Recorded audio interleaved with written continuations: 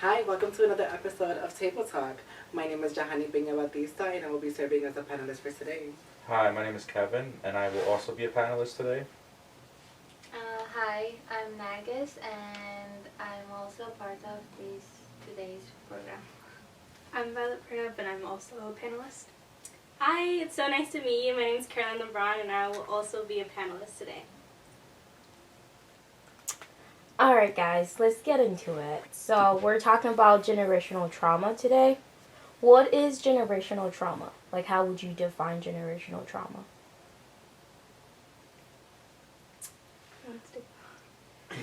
I mean, it is a loaded question, but I think that's something that we can all agree is generational trauma.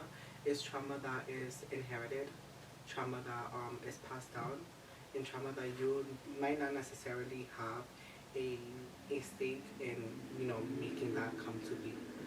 But it's definitely something that you have to deal with and struggle with every day. I would also add on to the fact that it's also things that, behaviors or actions that are considered norms, even though they might be considered, in a sense, abusive. They are just still like norms within the environment you're brought up in. It's not always like pain that follows on to the next generation or is inherited as norms, like behavior norms of like, oh, I got to do this because this is what helped me get through this. And as painful as it might be for other people, it's still considered a norm, and it's just, what people have to go through and deal with. What are your own personal experiences with generational trauma? I think it's for me, it's that physical reaction, feeling it in your body and soul. It's something you can't even explain. There's no way to define it because it's just you feel it. It's your belief system. It's how you react to something. It's those trauma responses. It's when you do something, you don't even know, why did I do that? And I feel going through my family legacy and seeing how my mom acted or my grandma acted and seeing that, and then I act a certain way. And I feel it's that legacy, and you don't know how to define it. Yeah. Mm-hmm. Oh, waiting for me to ask. Yeah. Well, so my great-grandmother was a residential boarding school survivor, as well as a bunch of other stuff that had passed down from my people. We had to basically pick up and migrate or run for our lives from North Carolina up to New York. So there's a lot of stuff involved in that, and then as well as the boarding school era. And so there's a lot that I can honestly say with my personal experience, where my mom, she was a helicopter mom, and she always just had anxiety around me going other places, or afraid that I was always going to be taken by other people. She just always had that fear. And that's pretty much my experience a lot. Yeah, for me, as everybody said, I define the generational trauma the same as everyone said, passing the pain through the families and ancestors to you and the next generations. But for me, the generational trauma is the experience of how my ethnicity and how my people in my country gone through genocide and massacres and have been slaughtered and have been affected by war, and how still our life is going on really bad and miserably due to these wars and all these conflicts. So that's the experience of trauma for me, and how it also took away a peaceful life, a normal life from us as humans, and for the generations, for the people of my age, how their life have been affected, and how they have to live without an opportunity to have a normal life, to go to school, or to have a safe house, to have their family by their side. Or I think that's the experience that I have as generational trauma. Yeah. So for our viewers, can you guys just tell us a little bit about yourself? So where you're from and your generation, so they can better understand when you talk about generational trauma? What culture, what ethnicity is that coming from? So I'm from Afghanistan, and as you might know about Afghanistan, that it has been going through wars during these past decades, and how also Afghanistan is a country that has like various of like diversity of ethnicities, and how like so how these ethnicities have been affected by war, and how like there have been discriminations upon each ethnicity. So my ethnicity, who is known like as Hazara, they have been gone through a genocide that have been killed by through they have been killed through these many years. Like it's been about maybe 40 to 50 years or even more, that I do not have the exact information, but I know that they have gone through so much. They have gone through a lot of like these really big massacres. They have been killed by the one of the kings of Afghanistan, who was living in Afghanistan, who was from the other ethnicity, who was considered to be one of the most powerful ethnicities of Afghanistan, and his name was like Abdul Rahman Khan. He was the king of Afghanistan, and how he killed a lot of Hazara people, and how he forced our people to forced immigration. Like they forced them to get out of their houses, their cities, and they were forced to migrate to other places, to other countries. And also like this, how these being refugees and immigrations in the other countries have been a very like large or big effect in our lives. And also and even during these recent decades, that many of my people, Hazara people, have been killed in the classrooms, have been killed by these suicide bomb attacks that the terrorists like Taliban, Daesh, and these people have killed a lot of people in the classroom while they are studying. The young people that are trying to pursue education, they're just trying to like live a normal life, but they are being killed in the classroom while they are trying to work for a better future, not just for themselves but for their country. But they've been killed, and it definitely has a very big effect on the minds of our people, and also how it affects their families, and how it makes the situation hard for us. What about you, Violet? So I'll introduce myself. So Chua Eskanaha Giatha Wadania Jas Agisita Ujira Hofnanis Garuda Equeho Gaidaka Now Escano Soguego Wadania Jas Nigaso on what Onweka Violet Product Nigaso Neganyumkat Agitsunika.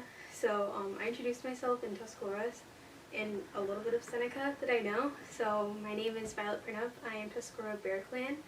I'm a member of the Tuscarora Nation, and I also reside on the Tuscarora Nation, but I live here on NU campus. So a lot of my background is kind of like Haudenosaunee, and it's different indigenous or North American indigenous issues, like the boarding school as well as the Tuscarora migration that happened in the early 1700s, and it still has an effect because we had to pick up and leave a lot of our societies and different stuff that we had in North Carolina and like run for our lives to the Haudenosaunee, which at that time was the Five Nations, and they had taken us under our wing, but we had lost so much of our culture, and I could say our language, but at that time we had still been speaking fluent Tuscarora, and now after the boarding school era there was a lot of language loss. So a lot of the language that we have isn't what it used to be, which kind of happens through language. Like I know for the Lakotas that it's different, like Old Lakota and New Lakota, And that's a lot of like where I come from. Like my great grandmother was a fluent Tuscarora speaker, and because of boarding school, she didn't pass that down to the following generations, which is tough. But I can see her outlook as to why, and that's pretty much a lot of the stuff that we face nowadays. That kind of results from generational trauma. Yeah. What about you, Carolyn? I don't even know where to begin because it's just such a long story in history. But to go into my background, I'm half black and half Hispanic. So my Hispanic side is from Honduras, and they immigrated from Honduras to this country, the United States, to Los Angeles. And they came here to escape femicide, so to escape the killing of women and the brutality in the Honduras country. And I don't know the stories because every time I try to ask my family, can you tell me the story of you coming to this country, no one will ever speak about it.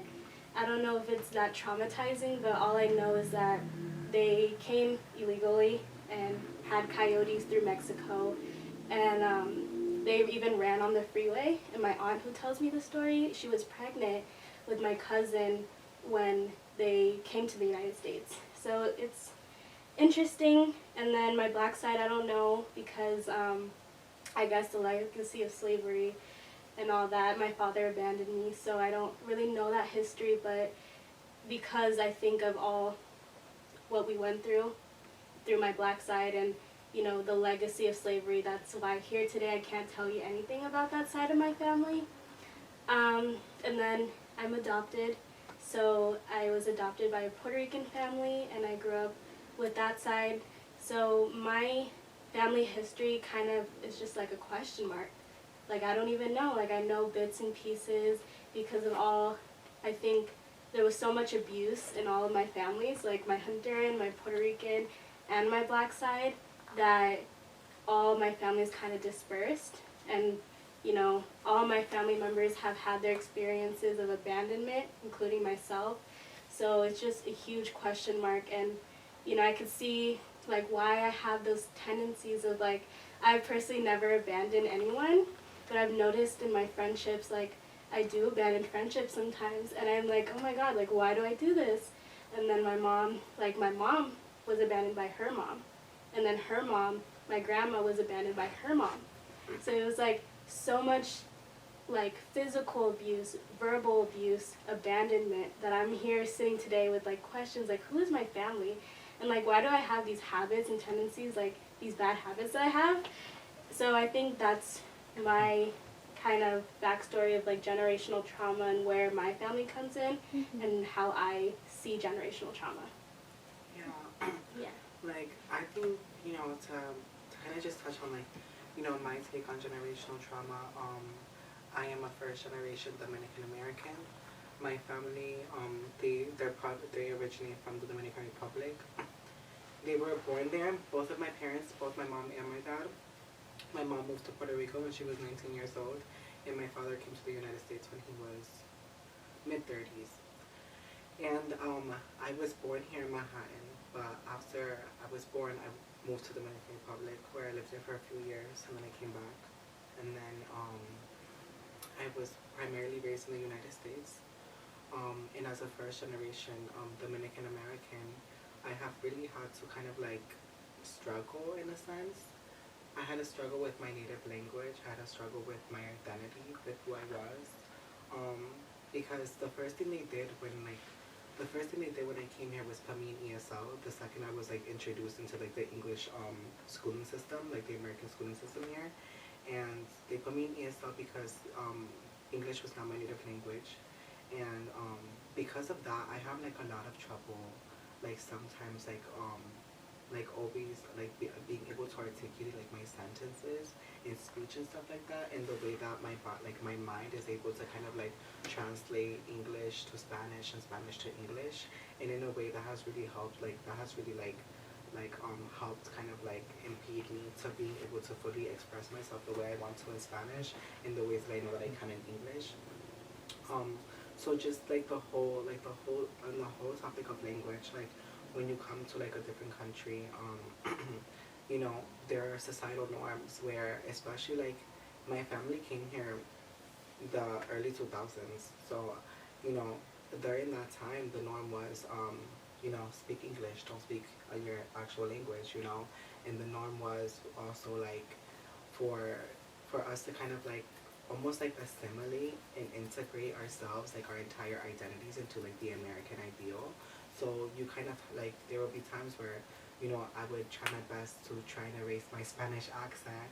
There are times where I would literally remember like for example, like I remember my sister vividly like in the mirror one time, and she was like straightening her hair, and she was just like, oh, I wish I had straight hair, like and stuff like that. And all of that comes from like generational trauma, because it's a climate and an environment that conditions us to believe certain things about ourselves and like act in certain ways that would be contradictory to you know who we authentically are.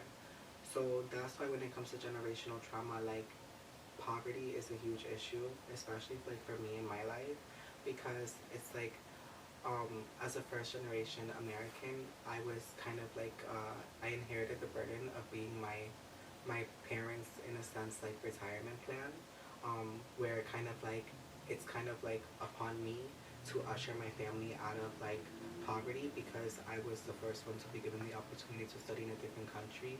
I was the first one giving an opportunity to be able to be bilingual, and it's like those are a lot of pressures to put on like one person or a group of people alone. And I think that that really does hinder like the progress that we have, like as people, because it's like we're so critical with ourselves. And that's something about me. I'm very critical of myself, like all the time. I'm always like, oh no, instead of being like, oh, you could have done this better, I'm like, well, you suck, you know what I mean? And it's like the reason why I'm so self-aware and like all those things now is because of generational trauma. Because unfortunately, my parents did not have the privilege to access medical care that was, that can provide them with equitable therapists.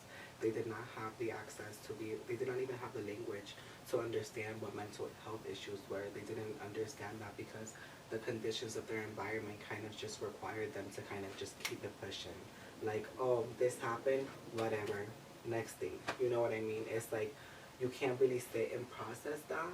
And because like they kind of just they kind of just condition themselves to always like be workaholics, always working, and like that because of that, like that affects the children and how like children are raised, because children aren't raised with just water and bread. Mm-hmm. Like so that was definitely something that has affected me. And the fact that my family, like a lot of like my mom and her sisters and my dad and like their brothers and sisters, I kind of see them like repeat this sentiment. So when it comes to their children, kind of like telling them like, hey, I'm dealing with this, I have this problem, it's kind of like, oh well, you kind of just gotta keep it pushing, like like there's this phrase in Spanish that's like, oh, hay que seguir adelante. You have to just continue going. Like life will not stop for you. Life will not stop for the problems and for your feelings. So it's like we, like, in a sense, I inherited that. And, because my family was like that, a lot of like, they kind of just carried all of their issues with them. So when it came time to like raise like their family, like their children and stuff like that, they would just like not always do the best things. And then they would like kind of be like, okay, after their children grow up, they're kind of like, okay, well, why does my child like not really like me, or like why do they hate me, or why are they not as close to me? And it's because of the fact that our parents, well, in my case, my parents, they did not confront their issues, like their mental and psychological and emotional issues head on. So then that manifested into their relationship with me. Right. And that's a tenet of generational trauma, because I inherited that. And not only that, like a lot of my parents' fears, like all of us were saying, like a lot of like their fears and stuff we have inherited as well, because trauma is a biological factor, and as well because there's a study of it. There was a study that was done, and I think it was done on survivor, like the descendants of the survivors of the Irish potato famine, and a lot of them exhibited behaviors that their ancestors like dealt with, because they were dealing with like poverty and hunger and starvation. So their descendants would be like sometimes like very like overprotective over their food, or just be like very like aggressive when people would come near them and they put food and stuff like that. And it's like that's a tenet of like generational trauma. So besides that, like trauma changes DNA, it changes brain chemistry, and then that is then passed down, and we receive those things. And even though whatever genes that we receive that may have like trauma induced genes, whether they're latent or whether they're dormant or not, there's still like there are undertones that we kind of have to kind of like struggle with everything, kind of Yeah. acknowledge. What about you, Kevin?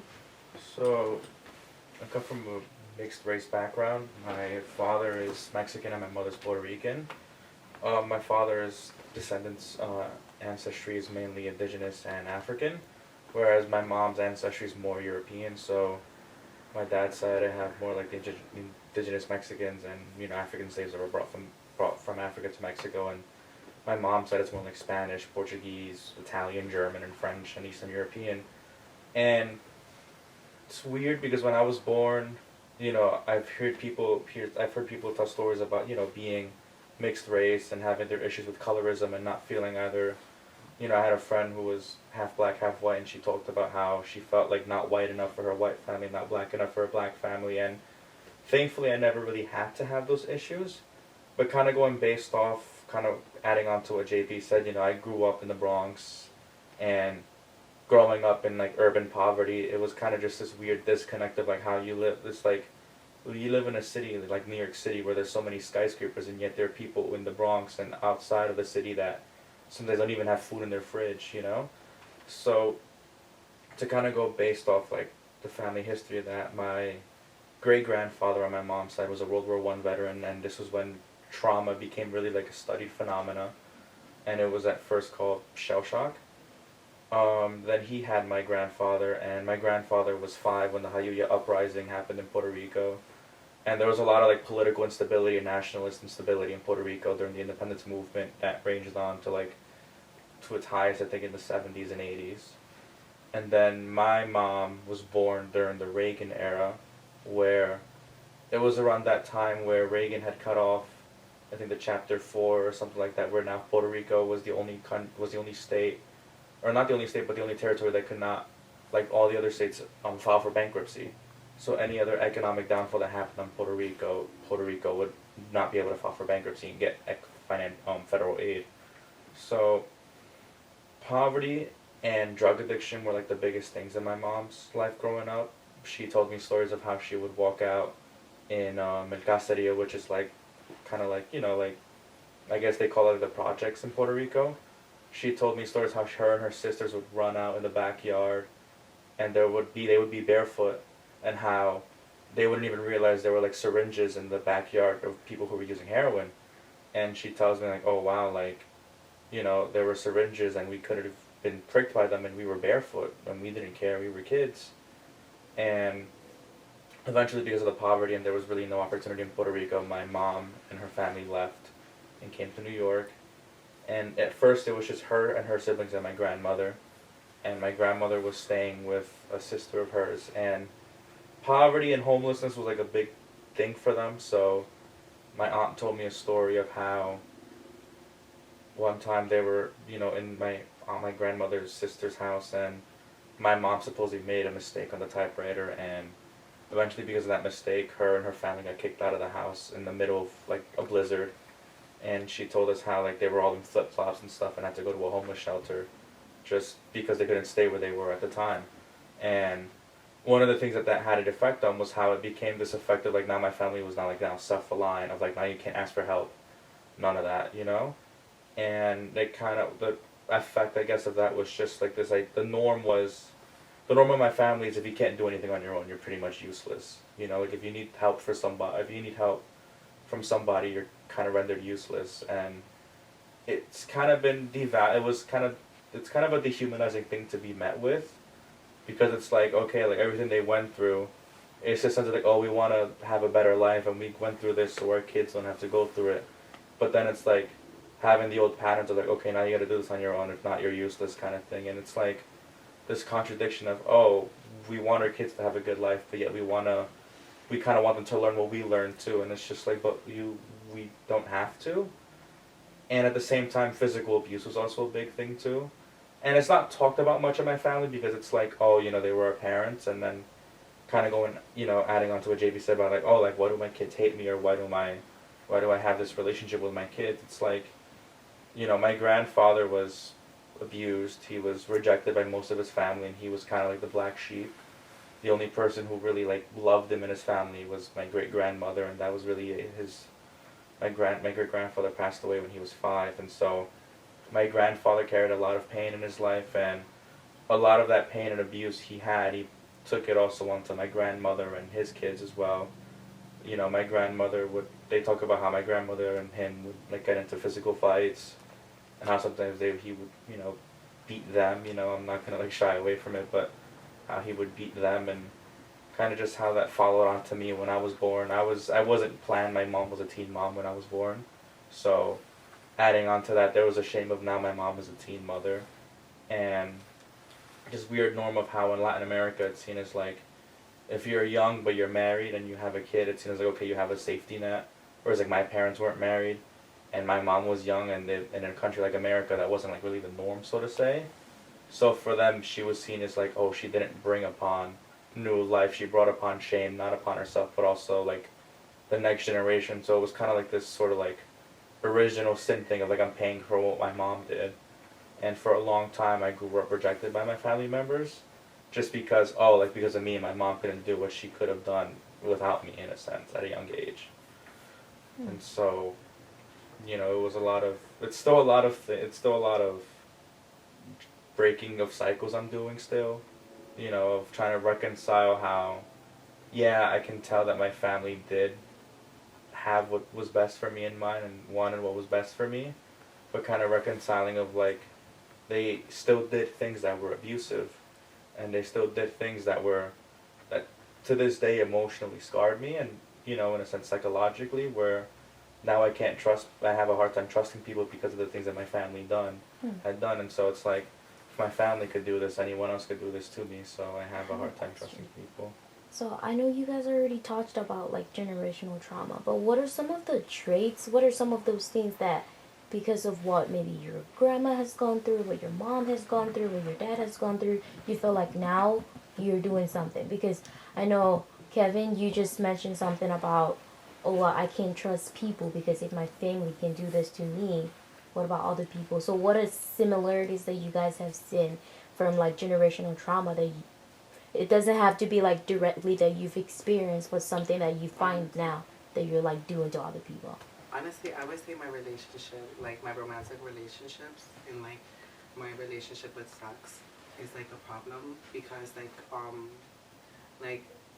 a lot of like people, like a lot of the women in my family like have gone through like like sexual assaults and stuff like that. And like this has been something that has been like historically carried out against the women in my country. And like, my mom, she was like really really young when she like left her home to like live with like an older man, which was like, and I think because of that, I kind of like am super scared when it comes to like engaging in romantic relationships and engaging in like sexual encounters, because of that. I'm like super scared, and I have like a lot of anxiety too, like around that, and like within my past experiences as well, within my life. But like I have like a lot of anxiety when it comes to just like possibly being with someone and engaging in completely normal behavior. And I find that to be like concerning, because like your relationship to like sex and to romantic relationships should be healthy, because they're like it's really like, sex to me is supposed to be like an expression of love. So it's like, if I have a problem with that, then there's work that needs to be done. I don't know if that was like kind of like, yeah. I don't know, but like, do you guys kind of get where I'm coming from? 100. I'm the same way. Oh my gosh, that's actually. crazy. No, for me, it's so hard to love other people, especially like romantic partners, because of my family's history. Like my biological mom is a sex worker and, you know, spent her whole life on the streets. So hearing her stories about abuse and abuse leading her into a life of drug addiction and sex work, that scarred me for life, and I don't think I'll ever get over it and I'll ever heal from it. And it just, the way people take advantage, the way people cause trauma onto other people's lives scars people. And because someone did, you know, an act of sexual violence towards my mom before I was born, every one of my siblings was negatively affected by that one act. And because of her now, like, obviously none of that affected me because I wasn't even alive. But now I don't feel like I could ever have a healthy relationship because that's always in the back of my mind. Like, what is this person's intention with me? Is this person using me? Like, is this person going to emotionally scar me to the point where I might end up like my mom? Which will never happen, but it's always a thought. And it's, Yeah, it will never leave. Literally, and I just think that that's so important to talk about because it's like the example that like our parents give us has a lot to do with like how we believe things should be and stuff like that, and our reactions to that, you know. Like, I know, like you know, for example, like my parents, they're not together, but they've always like, you know, they've always like the way they've interacted with each other, always been nice, never like, you know, they've never showed me like that, like any disrespect. They never like spoke bad about one another, you know. It was very like, you know, very like peaceful in that sense. But the fact that like, you know, like I would see like my father's actions, and it's very much like my father's like a top tier like father, you know what I mean? But as a father, you know, you could be the best, but as a husband, you could be something completely different. And you know, like it's the norm within like Latin American countries for like, you know, just like the men to have like their wives at home and for them to have like a whole bunch of other like girlfriends or like mistresses or like we say amantes, so like kind of like lovers, you know, on the side. And you know, so just to like see like, you know, my mom go through that with like my dad, it just really like it really like what is it? It really like, you know, beat up my faith. It beat up my faith when it comes to like relationships and, you know, marriage. One last thing is that my behaviors when it comes to like walking on the street, like I feel like that has everything to do with generational trauma, because like the thing is that, you know, one, not only as like a black Latina person, like Latina, you know, I always like look over my shoulder and I always like check my surroundings because I have this fear that I have this fear that just this random man is gonna come and like just like stab me or like do something crazy to me. Like I just have like that, and it's always been like that ever since I was little.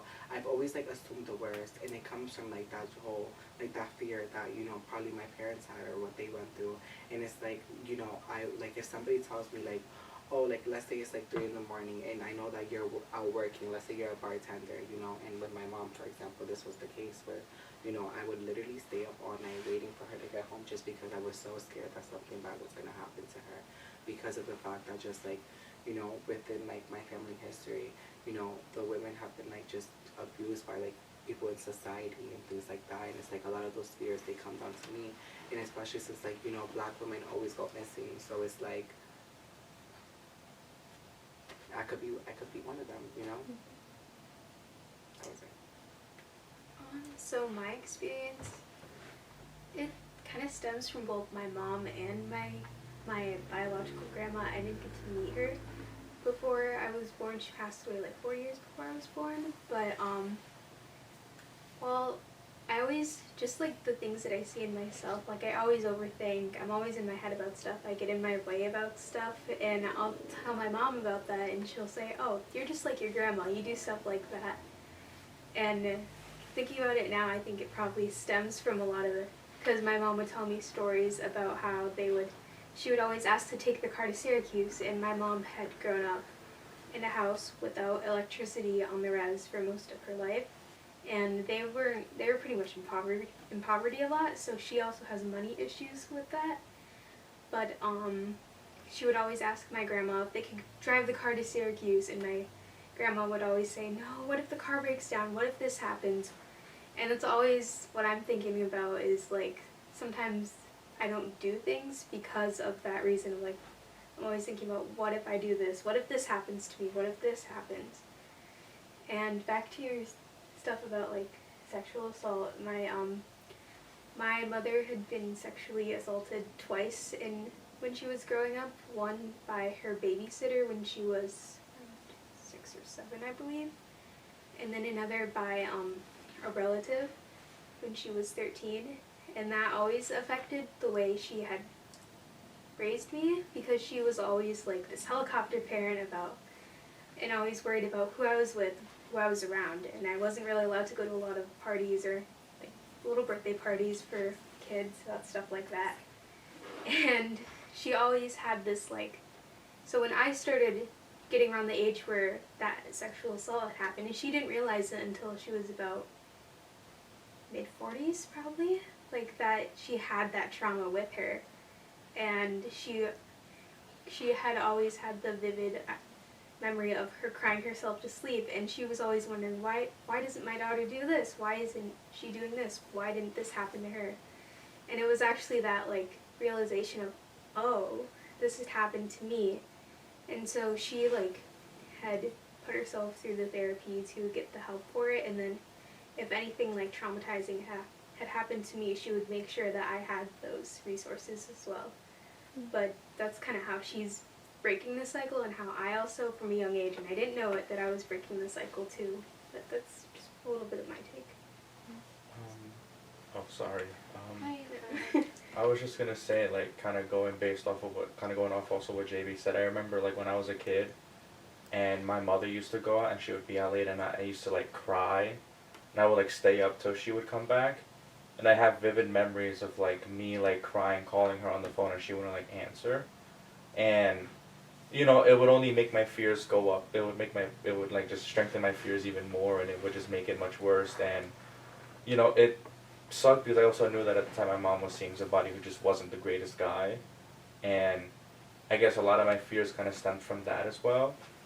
You know, so every time my mom went out, I always assumed it was that, and I would always just like cry and cry until she would come back.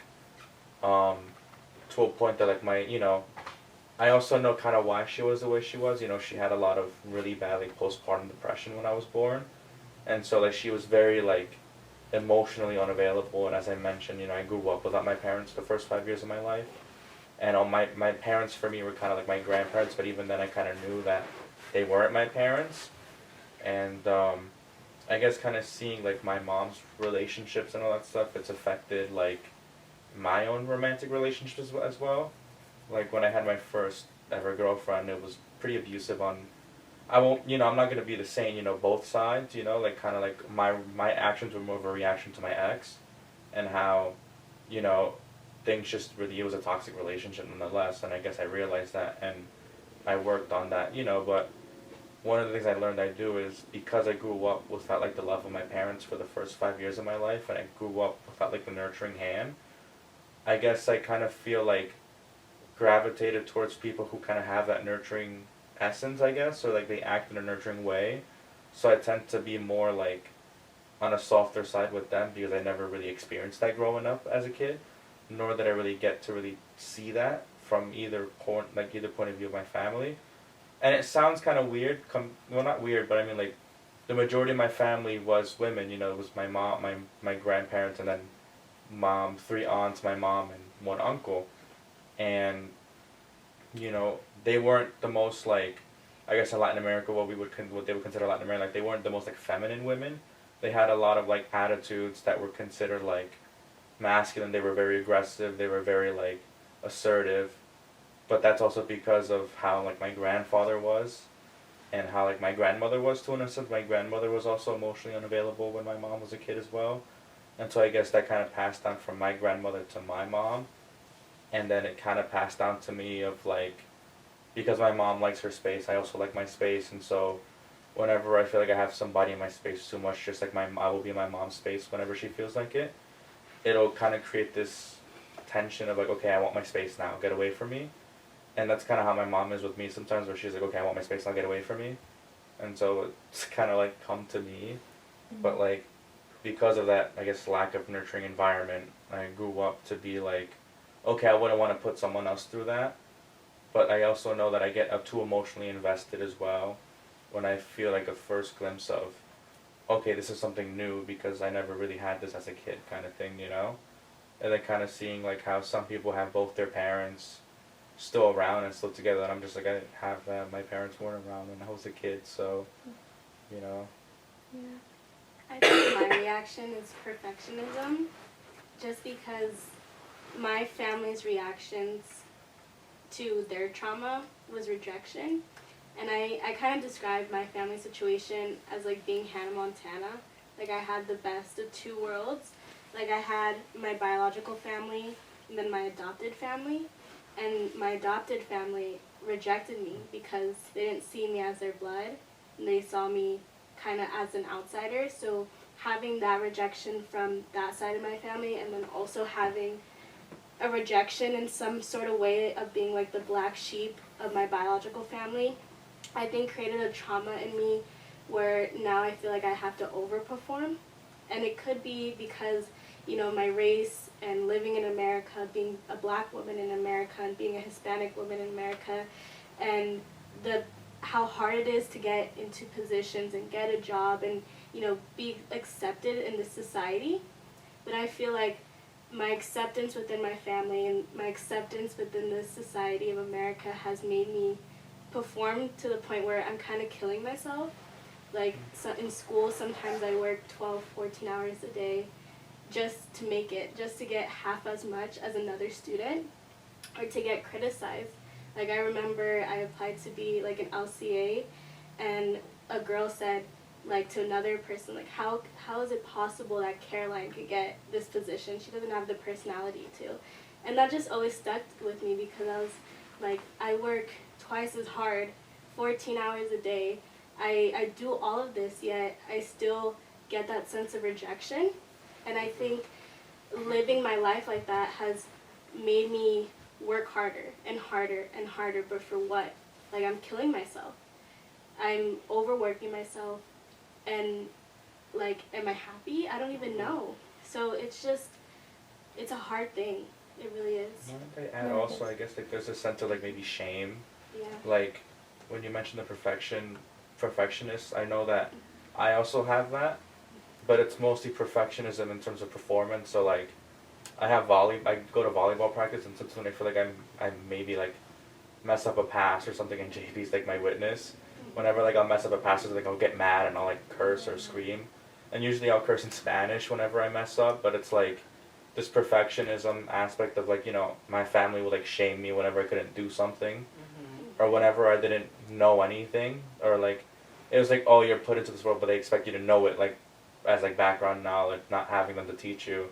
But it's like, how can I learn if I was never taught before? So it's like there was a shame of like, oh, you're useless. Oh, like what are you good for, kind of thing. And so that kind of follows up into how I perform, and how like if I feel like I'm having a low performance, I'm just like, I'll scream like, you know, like whatever. I'm not gonna say it now, but you know. So for me, I think I could relate to Carolina, which she said that like kind of being perfectionist and like overworking kind of thing, because you know my family used to be more open-minded than the other people in my hometown, which is a good thing, but it kind of turned out to be a little bit like hard for me, because in my family, so as what I mean by open-minded is that in my family, like everyone has a high respect for women, and how for women rights, you know, like they have their own rights to do education, to work outside, and to have the freedom of choice and whatever they want to, and also being independent. So like almost all my family members, like my aunts and my cousins, they started working at a very young age and being independent, which kind of like when I was in high school, even like in middle school, so I used to live with my grandmother, my parents, and my brother and me. So my grandmother always kind of used to tell me that, oh, you're always at home, you're just going to school and you're coming and not studying enough, you're not doing any work. And but your cousin did this at when she was your age, and she was working outside for this many hours, and she did the best, she was the best, she was always good at her studies. And it kind of made me feel bad and like kind of being not enough. I love my family, I love my grandmother, they're always like um, good, you know, like they are thinking for me to be like good and do better, but it kind of was hard for me to be like independent when I'm just only a middle school student, you know, and I didn't have the opportunity that like my family members had, and I didn't have the situation and the environment that I was in was not like that for me to go and work outside and be independent as they were. And also, like I had to be always best in my studies, being in the top position in my class, to be like approved by my family. And if I ever was like in a lower position in my class, they would be so disappointed in me. And like, oh, you're not doing enough, you're not studying. And I think that kind of thing kind of affected me and made life a little bit harder for me. And I think it affected me to be like to be hard on myself too, you know, like, and also like and I wouldn't say it's only in my family, but all the people in Afghanistan, in my hometown, in my country, because we have been always in war and like being uh, in danger and like suffering from poverty and like not having a safe house and everything was kind of affected like the behaviors in our families, that as long as you have food, as long as you have a shelter, and as long as you are like you're just like living a normal life, you have food, you have shelter, you have family, you're good to go. You don't have any other problem. Like there's no one knows about depression, no one knows about like what is mental health. You don't even talk about it. If you say that, okay, I'm not feeling good mentally, you'll be just like you'll be like they'll make fun of you. What is that? Like just do your work. You have the time, you have the sources or everything. Just use it and do your best and be the best. But if you don't do your best, you're you're not good enough, kind of thing.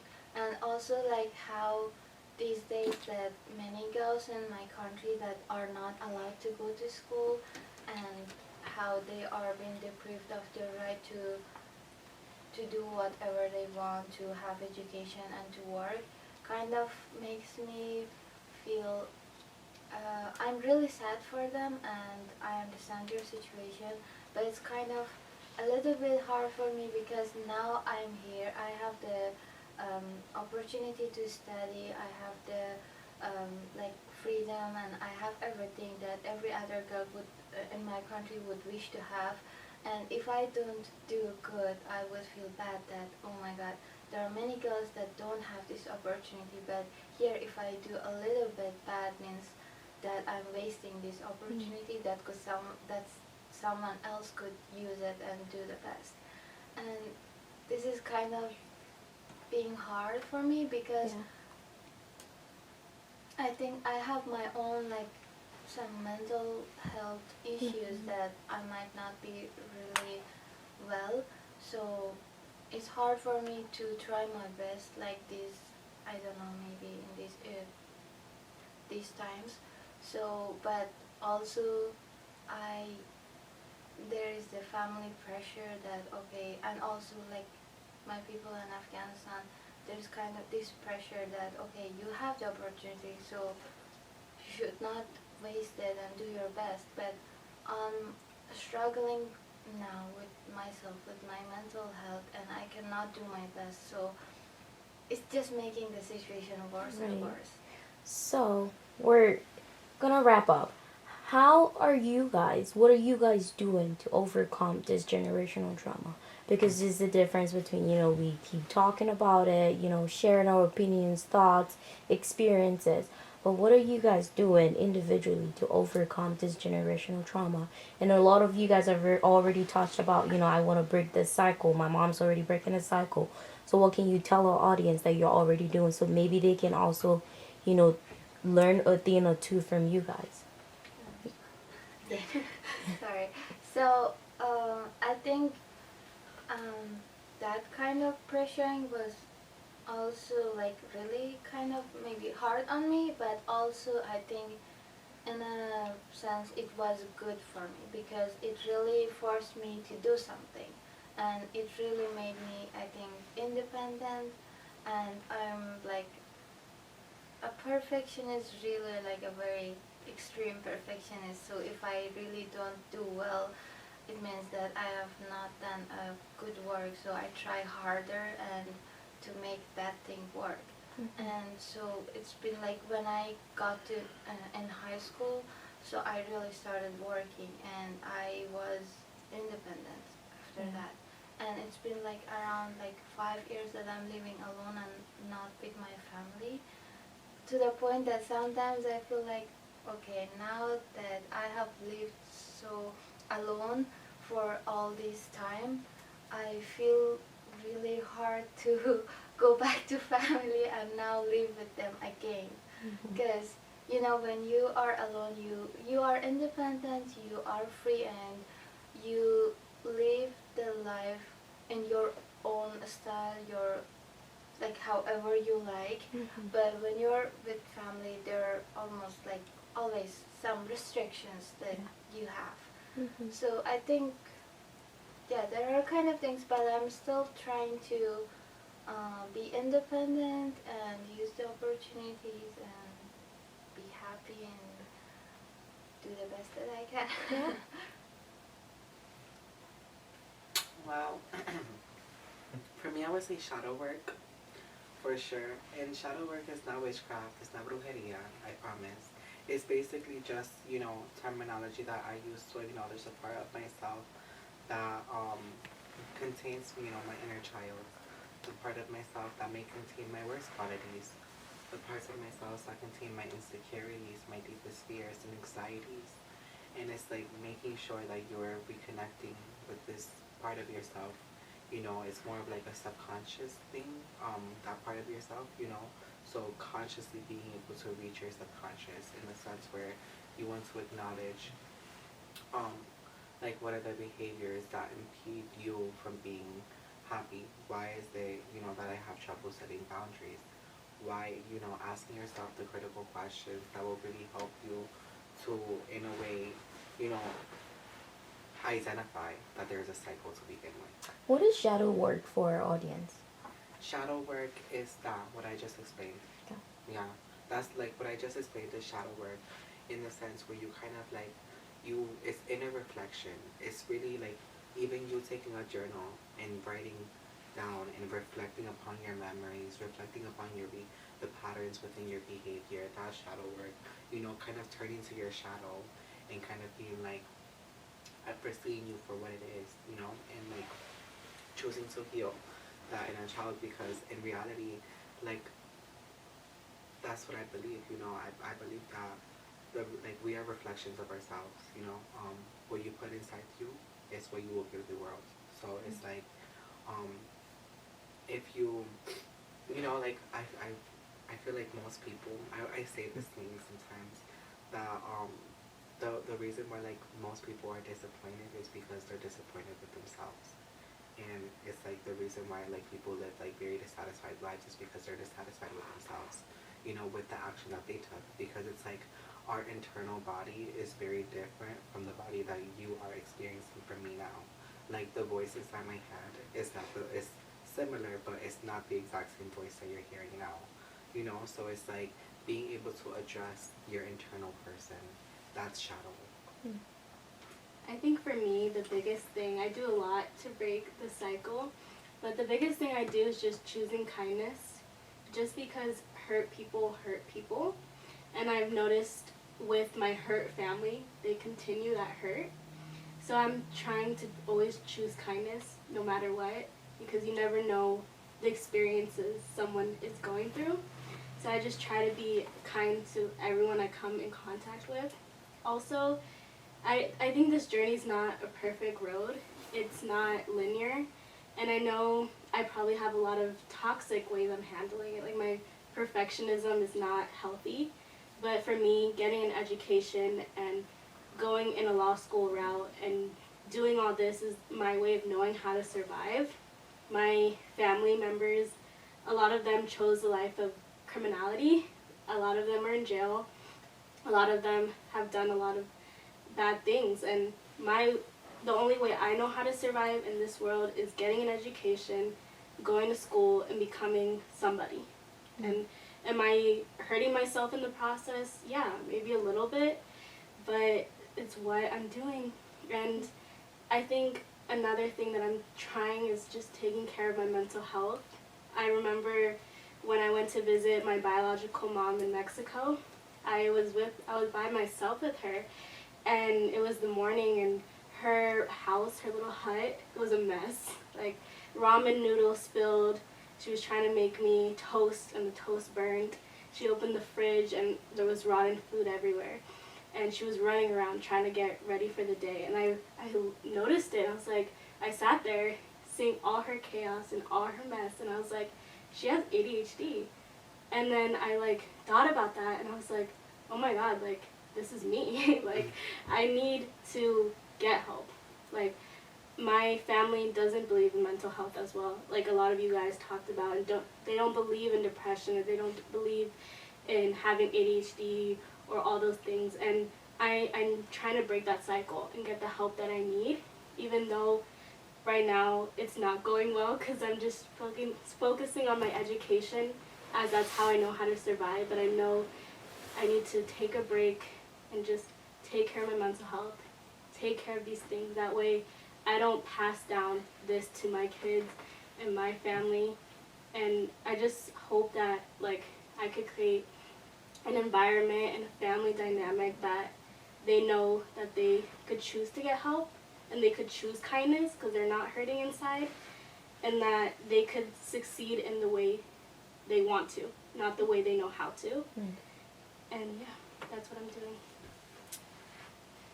So the way that as I already said, my mom has already kind of started the process of kind of breaking that circle of generational trauma. But for me, it's also doing the same thing, ensuring that I'll live my life in a good lifestyle to where I'm healthy, I'm happy, and just also making sure that my kids will be raised in that same lifestyle.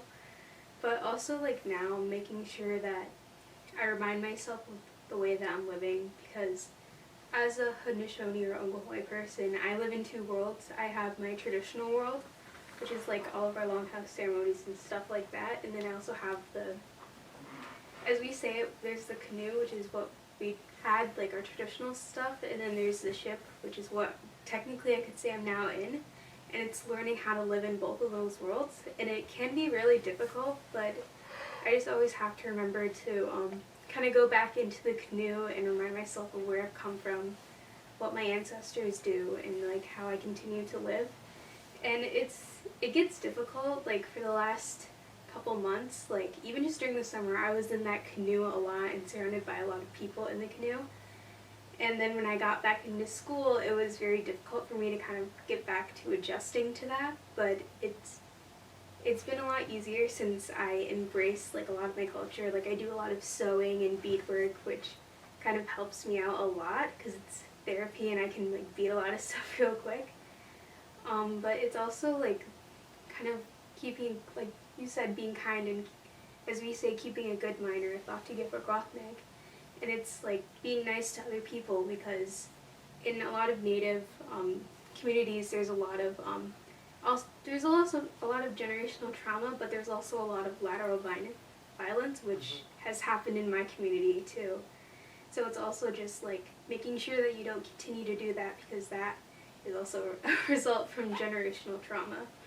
So just ensuring that I'm keeping a good mind and just passing that down to my kids so they'll treat everyone good. I guess same thing that JB said, like shadow work and all that stuff.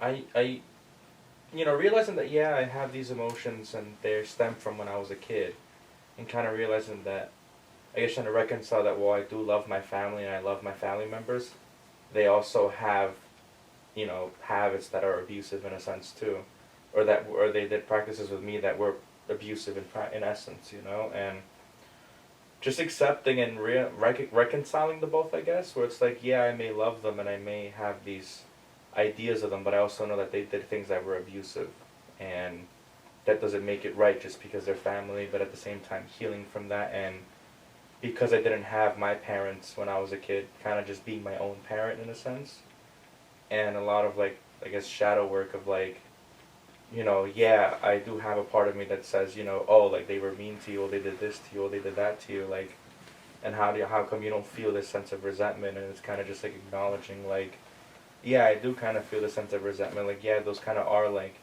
in a sense, some of the true emotions that are underlying it, but kind of not letting it be the motive for everything and moving forward, so to say.